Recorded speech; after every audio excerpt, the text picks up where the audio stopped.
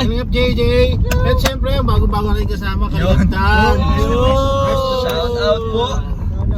Mga 10 years. Chinese. So yun po, this time naman may katanungan tayo ulit sa kanila. Ayan. Ang tanong naman natin dahil magki-Christmas na, ano ba yung plan ninyo sa Christmas and ano yung New Year's resolution ninyo? Ay, bro. Ayan, ano ba yun? Sinong pwedeng mauna? Sige, ako muna. Sige, driver. Anong bro? Isa pa ang tanong. Christmas. Resolution, alam Ano ko na. yung plan mo sa darating na Christmas and New Year? Sa Saka Christmas. ano yung New Year's resolution? Sige. Ako, ang plano ko ngayong New Year, nung Christmas and New Year, mag-i-enjoy kami ng pamilya ko. And then, ang pinaplano ko talaga yung magka-feeding program yung Kalingap Tahanan before Christmas. And syempre, yung may kahit dun sa dalawang beneficiary ko mabago ko o mabigay ko lang yung pangarap nila. And isa yun sa mga gusto kong, yung mga plano ko. And sana mangyari yun. Sa tingin ko naman mangyayari yun. And ang New Year's resolution ko, siguro mas sipagan ko pa, tapos iwasan ko yung pagiging tamad. Sobrang tamad ko talaga bro kapag gising ko. Pero sa tingin nakikita nyo naman, naglalag ako every di bro. Ano na yun bro, tinatamad na ako nun. Paano pa kaya kung sisipagin ako, parang tuloy-tuloy yung gawa ko. Once na kasi na nakaupo ako, o nakahiga ako, wala na akong gagawin yun, tatamad din na ako. Kaya dapat ako mag-edit, dapat kasi ganun na ako. Ang nag-edit kasi ngayon si Macy's. Parang sa ngayon siguro gusto ko ako na yung mag-edit para tuloy-tuloy. Parang lagi may vlog, productive talaga. And ang last, yung katawan ko, gusto kong maging fit. Gusto ko talaga maging fit. Simulan ko mo ngayon po, sisimulan ko na ngayon. Yung day 1 in 1 day. Day 1 and 1 day. Ayun, yan bro sa akin. Ayun, salamat Kalingap Rain. Sinusunod. Ako. Yun, Kalingap Dan. So, Christmas ko, syempre, first Christmas natin kasama ang aking video. Yun! Oo nga! Magiging masaya po ito kasi, family. So, simpleng celebration. And then sa New Year naman, ganun din. Magpapaputok Tapos, na wala magpaputok. ay, depende yun, mga fireworks, di ba?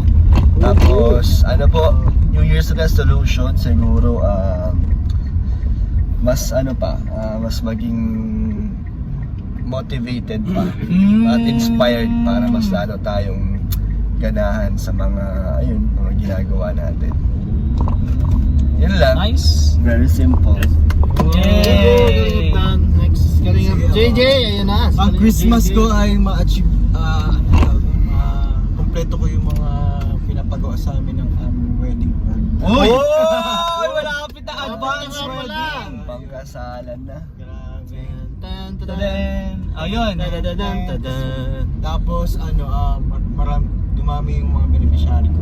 Wow! Yung gusto ko yun. Tapos mabigyan ng graduation fee yung mga tinutulungan ko ngayon. Uy! Galing!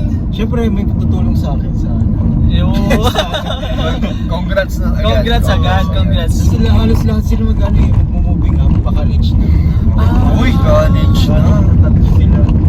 So, yun. Tapos New Year's resolution, yun nga, basa na din sa katawan. Maging fit.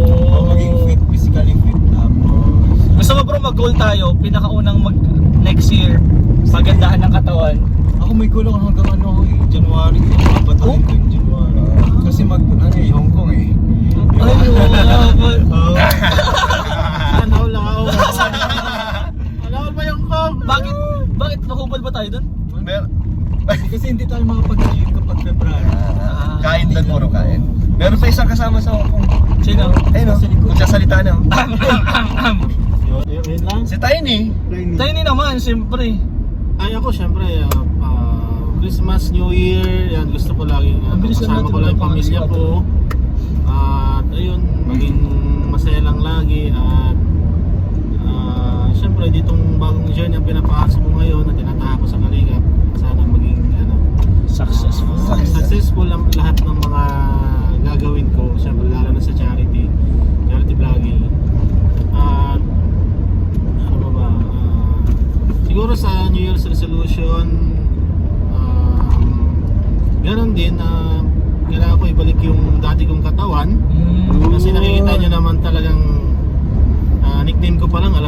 tiny maliit lang po talaga.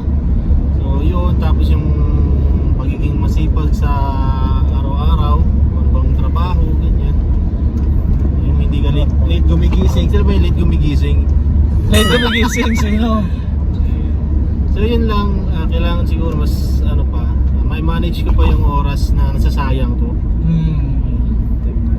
Time manage. Yun pa, katawagan natin naman ngayon si Kalinga Peshi! Ako siyempre bro, gusto kong masaya din ngayong parating na Christmas, New Year. Hindi makasama din yung pamilya, mga kapatid.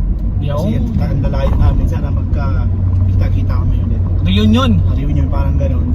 Tapos bro, yung resolution ko sa katawan din, gusto kong may balik yung dati kong katawan. Pero hindi na tulad ng dati na talagang Bulk na bulk.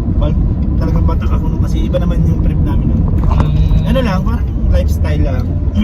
Ano lang, para katawang pogi, parang gano'n. Oo. And sa mga beneficiary ko bro, sana dumami din sila. And dumami din yung aking sponsor. Kasi hindi ko, maliit pa rin naman yung channel ko. Kumbaga, hindi pa kayang i-shoulder lahat. So, sa abot ng aking makakaya, tulong tayo. Kahit unti-unti, makaka-browse din. And sana yung lahat yung mga iba kong beneficiary, mayroon din akong kahit ma-accomplish man lang doon na mapagamot, mapaayos yung bahay kahit paano, repair, sana yun yung mangyari next year. Yan lang bro.